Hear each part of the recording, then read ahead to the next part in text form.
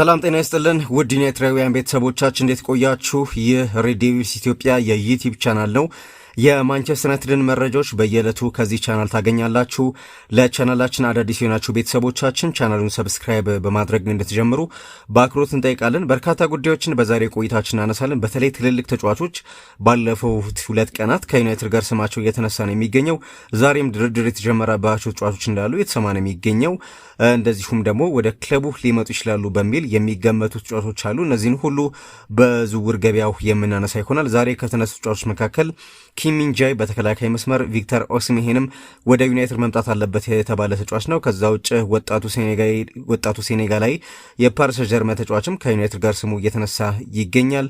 እንደዚሁም ደግሞ በአማካይ ክፍልም ተጫዋቾች ስማቸው ከዩናይትድ ጋር እየተነሳ ነው የሚገኘው። እነዚህን ሁሉ በቆይታችን ትሰማላችሁ። አሰልጣኝ ማይክል ካሪክም ስለ ዝውውር መስኮቱ የሰጠው አስተያየት አለ። ምንድን ነው የሚለውንም በመረጃ ሰዓታችን እናነሳለን። እንደዚሁም ሌላው የምናነሳው ማንቸስተር ዩናይትድ ዛሬ 3ኛውን መለያ ይፋ አድርጓል። ይህንን መለያ በተመለከተ የተወሰኑ ጉዳዮችን የምናነሳ ይሆናል። አብራችሁን ስለምትሆኑ እናመሰግናለን። እስከ መጨረሻው ለቻናላችን አዳዲስ ሲሆናችሁ በድጋሚ ለማስታወስ ቻናሉን ሰብስክራይብ አድርጋችሁ ጀምሩ። እንደዚሁም ሌሎቻችሁ ቪዲዮውን ላይክና ሼር በማድረግ እንድትተባበሩን እንጠይቃለን። ለበርካታ ቤተሰቦቻችን እንዲዳረስ ማለት ነው።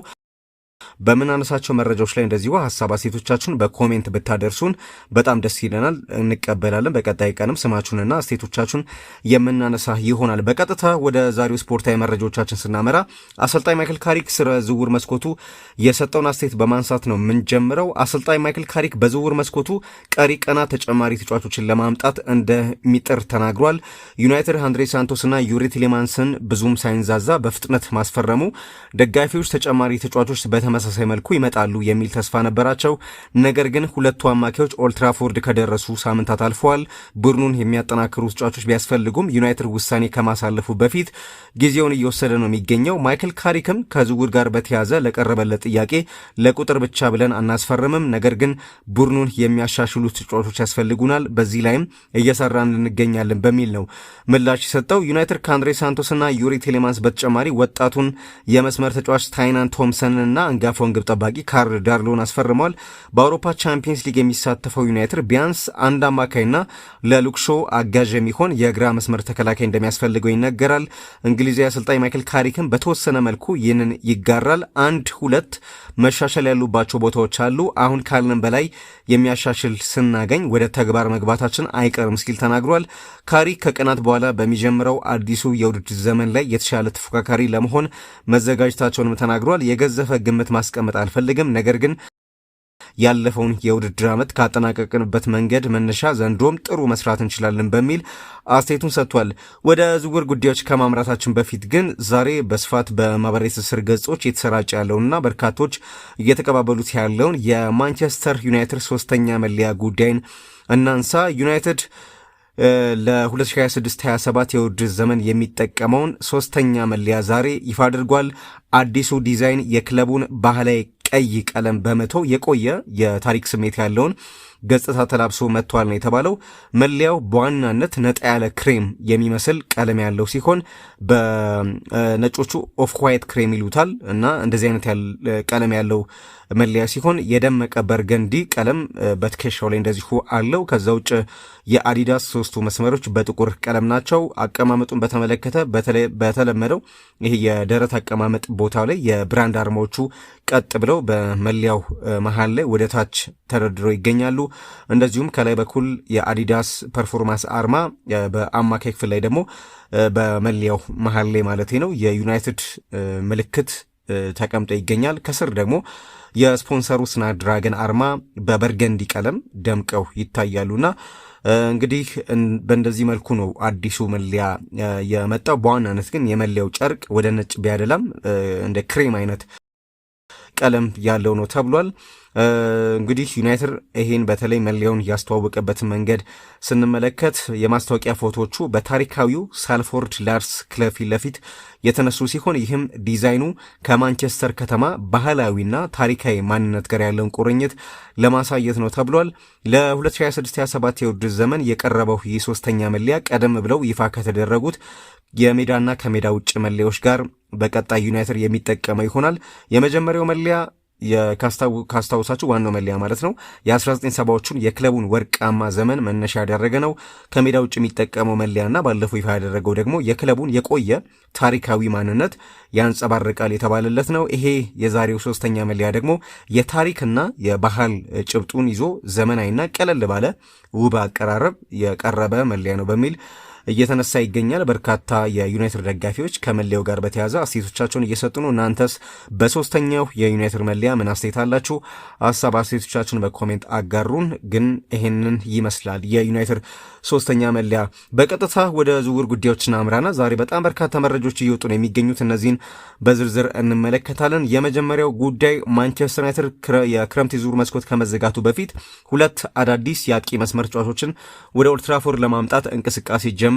ከነዚህ መካከል የሊቨርፑል ዋነኛ የዝውውር ኢላማ የነበረው የፔዤው ወጣት አጥቂ ኢብራሂም ባዬ ይገኝበታል እየተባለ ነው የሚገኘው። በነገራችን ላይ በጣም በርካታ መገናኛ ብዙሃን ይህንን መረጃ እየተቀባበሉት ነው የሚገኙትና በተለይ ሊቨርፑል ዋጋው በጣም ተወዷል በሚል ምክንያት ነው ከዝውውሩ ራሱን ያወጣው። እስከ 60 ሚሊዮን ዩሮ አካባቢ ነው ተጫዋቹ። በአጠቃላይ ባርኮላንና ሚባይን ሊቨርፑል በ200 ዩሮ ነው ግዙ የተባሉት። ነገር ግን ይሄ ዝውውር ውድ ነው በማለት ትተውታል እና አሁን 18 ዓመት የሆነው ኢብራሂም ባዬ ከቡድን አጋሩ ብራድሊ ባርኮላ ጋር ወደ አንፊልድ ሊዛወር የሚችልበት እድል ጠቧል እየተባለ ነው የሚገኘው። ሁለቱን ተጫዋቾች ለማስፈረም እንዳልኩት 200 ሚሊዮን ዩሮ ወይንም 171 ሚሊዮን ፓውንድ የተጠየቁ በመሆናቸው ሊቨርፑሎች ከስምምነቱ ራሳቸውን አግልሏል። ይህም ማንቸስተር ዩናይትድ አጋጣሚውን ተጠቅሞ ተጫዋቹን ወደ ቡድኑ ለመቀላቀል ትልቅ እድል ፈጥሮለታል እየተባለ ነው የሚገኘው። አሰልጣኝ ማይክል ካሪክ ማንቸስተር ዩናይትድን በበላይነት በሚመሩበት የመጀመሪያ ሙሉ ውድድር ዘመናቸው እንግዲህ የመክፈቻ ጨዋታቸውን ቅዳሜ ነሐሴ 16 ከአዲስ አዳጊው ሃል ሲቲ ጋር ያደርጋሉና እስካሁን በዝውውር መስኮቱ ቅድም እንዳነሳው 3 የሚጠጉ ተጫዋቾችን ብቻ ነው ያስፈረሙት። አሁን ሌላ ወጣት አጥቂ ለማስፈረም ተቃርበዋል። በተጨማሪም ኒኮሎ ትሮሶልዲ ከኢብራሂም ባዬ በተጨማሪ የጀርመን ከ21 ዓመት በታች ብሔራዊ ቡድን አጥቂ የሆነው ይህ ተጫዋችንም ለማስፈረም ማንቸስተር ዩናይትድ ከክለብ ብሩሽ እየሰራ ነው የሚገኘው ተብሏል። ዋጋውም ከ45 እስከ 50 ሚሊዮን ዩሮ አካባቢ ይገመታል ተብሏል። የኢብራሂም ባዬ ዝውውር ግን እስከ 60 ሚሊዮን ዩሮ አካባቢ ይጠጋል እየተባለ ነው የሚገኘው። በነገራችን ላይ ይህን ዝውውር እንደ ቀላል አይደለም። በጣም በርካታ መረጃዎች እየዘገቡ ነው የሚገኙት። የክለብ ብሩጁን ተጫዋች ኒኮሎ ትሮሶልዲን በተመለከተ ተጫዋቹ በ58 ጨዋታዎች 23 ጎሎችንና ያስቆጠረ ሲሆን 9 አመሻሽቶ አቀብሏልና ወደ ኦልድ ትራፎርድ የሚመጣ ከሆነ በቀጥታ በቋሚ ተሰላፊነት ከመሰለፍ ይልቅ ባለፈው ውድድር ዘመን 12 ጎሎችን ያስቆጠረው ቤንጃሚን ሼሽኮ ጠንካራ ተፎካካሪ ሆኖ እንደሚያገለግል ታስቧል። ለዚህ ወጣት አጥቂ በነገራችን ላይ እንደ ቼልሲ፣ ቶተናምና ባርሴሎና ያሉ ትልልቅ የሚባሉ ክለቦችን ፍላጎት አሳይቷል። እንግዲህ ከኢብራሂም ባዬ ቀጥሎ ዛሬ በስፋት ከዩናይትድ ጋር በተያዘ ስሙ እየተነሳ የሚገኘው ተጫዋች ነው። ያው ዩናይትድ የቤንጃሚን ሼሽኮ አጋዥ ማስፈረም አለበት በሚል በርካቶች እያነሱ ነው የሚገኙትና ይህንን ተከትሎም ነው ከበርካታ ስሞች ጋር ዩናይትድ እየተያያዘ የሚገኘው በተለይም ከአጥቂ ስፍራ ተጫዋቾች ጋር። ግን በጣም ስም ያለው ለምሳሌ ዱሳን ብላሆቪች ባለፉት 2 ሳምንታት ከዩናይትድ ጋር ስሙ በጣም ሲነሳ የነበረ ተጫዋች ነው። እንደ ራፋኤል ሊዮ፣ ቪክተር ኦክሲሜሂን ለረጅም ጊዜ ከዩናይትድ ጋር ስማቸው ሲነሳ ቆይቷል። ግን ዩናይትድ የቤንጃሚን ሼሽኮ አጋዥ ብቻ ሳይሆን ለረጅም ጊዜ ለክለቡ አገልግሎት መስጠት የሚችል አጥቂ ማስፈረም ነው የሚፈልጉት። በዛ ምክንያት ነው አሁን ወጣቶች ላይ ትኩረት አድርገዋል እየተባለ የሚገኘው። እንግዲህ እነዚህ ሁለት ተጫዋቾች ዛሬ ከበርካታ መገናኛ ብዙሃን ስማቸው ከዩናይትድ ዝውውር ጋር በተያያዘ እየተነሱ ያሉ ተጫዋቾች ሆነዋል።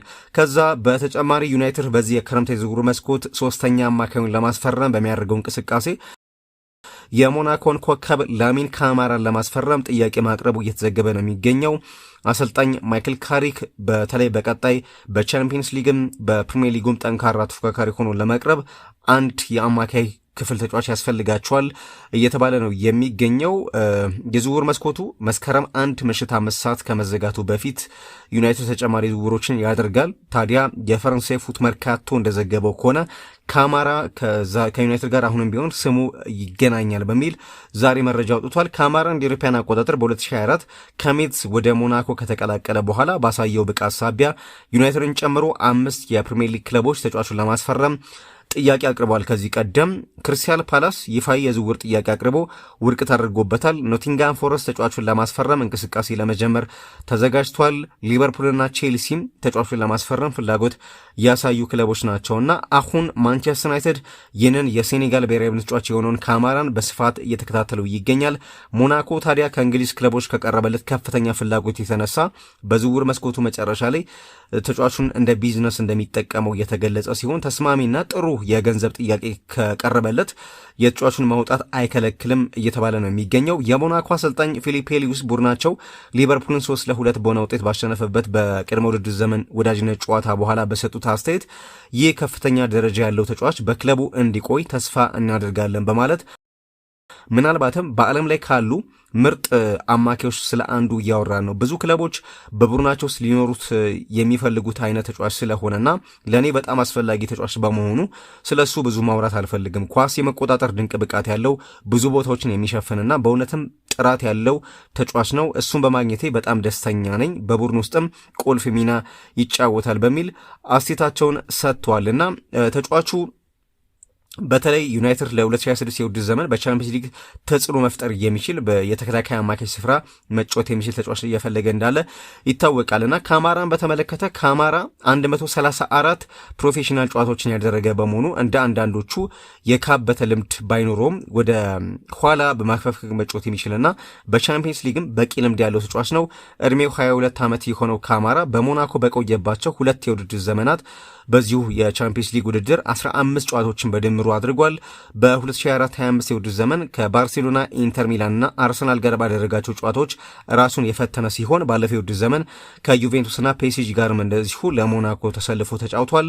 ሆኖም በጉዳት ምክንያት ከሲቲና ቶተናም ጋር የተደረጉትን ጨዋታዎች ያመለጡ ሲሆን ሀገሩ ሴኔጋልን የወከለው ተጫዋች በሪያል ማድሪድ ሞናኮ በተሸነፈበት ወቅትም በኦል አፍሪካ ጨዋታዎች መልስ በዛ ጨዋታ አስደናቂ እንቅስቃሴ አድርጓል። ፓትሪስ ኤቭራም ይህ ተጫዋችን በተመለከተ በሰጠው አስተያየት በጣም ጥሩ ተጫዋች ነው የሚል አስተያየት እንደዚሁ አንስቷል። እንግዲህ ባለፉት ሳምንታት ከኦሪሊየን ቹዋሜኒ ከካማቪንጋ እንደዚሁም ደግሞ ከሮማ አማካይ ማኑ ኮኔ ጋር በስፋት ስሙ ሲነሳ የነበረው አሁን ከዚህ ከካማራ ጋር ስሙ በስፋት እየተነሳ ነው የሚገኘው። ሞናኮ ማንቸስተር ዩናይትድ ተስማሚ ጥያቄ ካቀረበ ተጫዋቹን ለመልቀቅ ምንም አይነት ችግር የለብኝም እያለ ነው የሚገኘው። ስለዚህ ማንቸስተር ዩናይትድ ተስማሚ ጥያቄ ለካማራ ያቀርባል ወይ የሚለው የሚጠበቅ ጉዳይ ነው የሚሆነው። በቀጣይ ትኩረት ከሚደረግባቸው ዝውውሮች መካከል አንደኛው የዚህ ሴኔጋላዊ ጉዳይ ነው። አሁንም ቢሆን ግን እንደ አዳም ጓርተንና ማኑ ኮኔ ያሉ ተጫዋቾችን በዩናይትድ ራዳር ውስጥ ይገኛሉ። ዛሬ ግን የፈረንሳይ መገናኛ ብዙሃን ካማራ ከዩናይትድ ጋር በጣም ስሙ በስፋት እየተነሳ ነው በሚል መረጃዎችን አውጥተዋል። ሌላው የምናነሳው መረጃ የቪክተር ኦሲሜሄንን ጉዳይ ነው። ይህንን ተጫዋች በተመለከተም ፓትሪስ ኤቭራ እንዲሁ አስተያየት እንደሰጠ የተሰማ ነው የሚገኘው። የቀድሞው የማንቸስተር ዩናይትድ ተጫዋች ፓትሪስ ኤቭራ ክለቡ የናይጄሪያን አጥቂ ቪክተር ኦሲሜሄንን ወደ ኦልድ ትራፎርድ ማምጣት እንዳለበት በመግለጽ ምርጥ የተባለ ዝውውር ነው ከመጣ በሚል አስተያየቱን ሰጥቷል። በአሁኑ ሰዓት በቱርኩ ጋላታሳራይ የሚገኘው የ27 ዓመቱ አጥቂ ወደ እንግሊዝ ፕሪሚየር ሊግ ሊዛወር እንደሚችል ሲናገር የቆየም ሲሆን እንደ አውሮፓውያን አቆጣጠር በ2026 ዝውውሩ የሚፈጸምበት ዓመት ሊሆን እንደሚችል እየተገመተ ነው የሚገኘው። ኤቭራ ለማንቸስተር ዩናይትድ የቪክተር ኦሲሜንን ዝውውር ምክር ሲያነሳ በተለይ የማርከስ ራሽፎርድንም መመለስ በነገራችን ላይ ደግፎ ነው አስተያየት ሰጠው። ኤቭራ ክለቡ የናይጄሪያን አጥቂ ቪክተር ኦሲሜሄንን ወደ ክለቡ ማምጣት አለበት፣ በጣም ድንቅ ዝውውር ሊሆን ይችላል በሚል ነው ቃል በቃል የተናገነው። ተጫዋቹ በናፖሊ በቆየባቸው 4 የውድድር ዓመታት ኦሲሜሄን ማለት ነው 76 ጎሎችን ማስቆጠሩ የሚታወቅ ሲሆን በቱርኩ ጋላታሳራይ የሚያሳየውን ድንቅ ብቃት በመቀጠል በ74 ጨዋታዎች 59 ጎሎችን ማስቆጠር ችሏል። ተጫዋቹ ከጋላታሳራይ ጋር እስከ 2029 የሚያቆይ ኮንትራት ያለው በመሆኑ ዩናይትድ ተጫዋቹን ለማስፈረም ከፍተኛ የገንዘብ ጥያቄ ማቅረብ ይኖርበታል እና የቀድሞ የፈረንሳይ ብሔራዊ ተጫዋች ኤቭራም ከጎል ዶት ኮም ጋር በነበረው ቃለ ምልልስ ተጫዋቹ ወደ ዩናይትድ ከመጣ ቅድም እንዳነሳሁት ድንቅ ዝውውር ሊሆን ይችላል የሚል አስተያየት ሰጥቷል። ዩናይትድ ጎል የሚያስቆጥር እውነተኛ አጥቂ ያስፈልገዋል። ለእኔ ኦሲሜሄን ለዚህ ቦታ በጣም ተስማሚው ተጫዋች ነው በሚል ነው ኤቭራ የተናገረው። ኤቭራ ከዛ በተጨማሪ የዩናይትድን የአሁኑን የቡድን ስብስብ አስመልክቶ አስተያየት ሰጥቷል። በካሪክ ስብስብ ውስጥ ቤንጃሚን ሼሽኮ ብቸኛው አጥቂ በመሆኑ ተጨማሪ አጥቂ ማስፈረም ግዴታ ነው ይላል። አማካይ ክፍልን ደግሞ ሲያነሳ የካስሚሮ መልቀቅ ክፍተት የሚፈጥር ቢሆንም አንድሬ ሳንቶስ በቅድመ ውድድር ዘመን ያሳየው ብቃትና የብሩኖ ፈርናንዴስ ህልውና የመሃል ክፍሉን ያጠናክራል። የተከላካይ ክፍሉን ደግሞ ሲያነሳ ክለቡ ተጨማሪ የግራና የቀኝ ተከላካዮችን ማስፈረም አለበት። ሃሪ ማጌር የሚሰነዘረበትን ትችት ተቋቁሞ የሚያሳየውን ጥንካሬ በማድነቅ ከቪላና ባርሴሎና የውሰት ቆይታዎች በኋላ ወደ ዩናይትድ የተመለሰው ማርከስ ራሽፎርድ እንደ አዲስ ፈራሚ እንደሚቆጠር በማንሳት የ28 ዓመቱ ተጫዋች ለዩናይትድ በ426 ጨዋታዎች 138 ጎሎችን ማስቆጠር የቻለ ራሱን ያረጋገጠ ተጫዋች ነው በሚል በማንሳት የዩናይትድ ደጋፊዎች ይቅር ባዮች ናቸው። ራሽፎርድ ምናልባት የመጀመሪያ ተሰላፊ ላይሆን እንደሚችል አምኖ መቀበልና በሜዳ ላይ ለክለቡ የሚቻለውን ሁሉ ለማድረግ ዝግጁ መሆን አለበት። እውነተኛ የዩናይትድ ደጋፊዎች እርሱ ስኬታማ እንዲሆን ይፈልጋሉ በሚል በጣም ጠንከር ያለ ከዩናይትድ የዝውውር መስኮቱ ገበያ ጋርም በተያዘ ፓትሪስ ኤቭራ በዚህ መልኩ አስተያየቱን ሰጥቷል። ሌላው ከተከላካይ ክፍል ተጫዋች ጋር በተያዘ ዛሬ በበርካታ መገናኛ ብዙሃን ዩናይትድ ስሙ ሲነሳ የነበረው ከኪም ሚንጃይን ጋር ነው። ዩናይትድ የባየርን ሙኒኩን ተከላካይ ለማስፈረም ፍላጎት ማሳየቱ እየተሰማ ነው የሚገኘው። ሆኖም የደቡብ ኮሪያ ብሔራዊ ቡድን ተከላካይ የሆነው ተጫዋቹ በአሊያንዝ አሬና የመቆየት ፍላጎት እንዳለውም እነዚሁ ዘገባዎች ያነሳሉ። በናፖሊና በባየርን ባሳየው ብቃት የሚታወቀው ይህ ተከላካይ በተለይ በአሰልጣኝ ቪንሴንት ኮምፓኒ ስብስብ ውስጥ መደበኛ አሰላለፍ ውስጥ ባይካተትም በክለቡ ባለው ሚና ግን ደስተኛ እንደሆነ ተዘግቧል።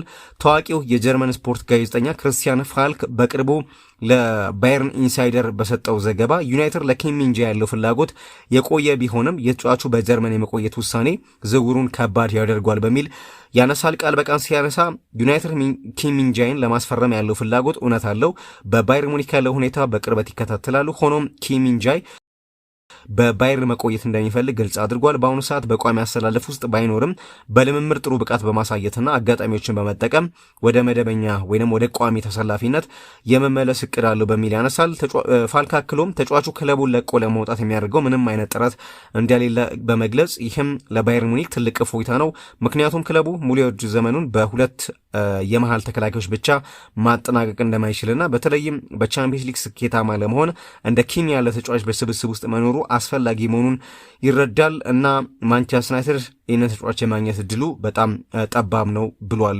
ምንም እንኳን ተጫዋቹ ላይ ከፍተኛ ፍላጎት ቢኖራቸውም ግን ዩናይትድ ሙሉ ለሙሉ በተጫዋቹ አስተያየት ብቻ ተስፋ ከመቁረጥ ይልቅ ተጫዋቹን በተመለከተ ለባየርን ጥያቄ ሊያቀርብ ይችላል ሲል ይኸው የጀርመን ጋዜጠኛ በመረጃው ያነሳል። እንግዲህ ዩናይትድ ከአማካይና ከአጥቂ ስፍራ ተጫዋች በተጨማሪ እንደዚሁም የተከላካይ ስፍራ ተጫዋች በጥብቅ ይፈልጋል። በተለይም የሊዛንድሮ ማርቲኔዝ ጉዳት እንደዚሁም ደግሞ ስኳዱን ማስፋት ስላለበት ያው በቻምፒየንስ ሊግም ስለሚሳተፍ የመሀል ተከላካዮችንም እየፈለገ ነው የሚገኘው። ጄድ ስፔንስ ወደ ኢንተር ከማምራቱ በፊት ከዩናይትድ ጋር ስሙ ሲነሳ የነበረ ተጫዋች እንደሆነ ይታወቃል። ክርስቲያኖ ሮሜሮም እንደዚሁ ከዩናይትድ ጋር ስሙ ሲነሳ የነበረ ተጫዋች ነው። ነገር ግን እነዚህን ተጫዋቾች ካጣ በኋላ አሁን ከኪም ሚንጃይ ጋር ስሙ እየተነሳ መሆኑን የጀርመን መገናኛ ብዙሃን በዘገባቸው እየጠቀሱ ነው የሚገኙት። ለዛሬ ያዘጋጀናቸው መረጃዎቻችን ከዩናይትድ ጋር በተያዘ እነዚህን ይመስሉ ነበር። ባነሳናቸው መረጃዎቻችን ላይ እንደዚሁም በሌሎች ጉዳዮች ላይም ከዩናይትድ ጋር በተያዘ ሀሳብ አስተያየት ካላችሁ በኮሜንት አካፍሉን። በቀጣይ ቀን በሚኖረው ፕሮግራማችን ስማችሁን እያነሳን አስተያየቶቻችሁን እያነበብን መልሰን ወደ እናንተ የምናደርስ ይሆናል። ለዚህ ቻናል አዳዲስ የሆናችሁ ቤተሰቦቻችን ታዲያ ቻናሉን ሰብስክራይብ ማድረግ እንዳይረሳ። ውድ ቤተሰቦቻችን በያላችሁበት ሰላምና ጤና እንመኛለን። ሰናይ ጊዜ፣ መልካም ቀን።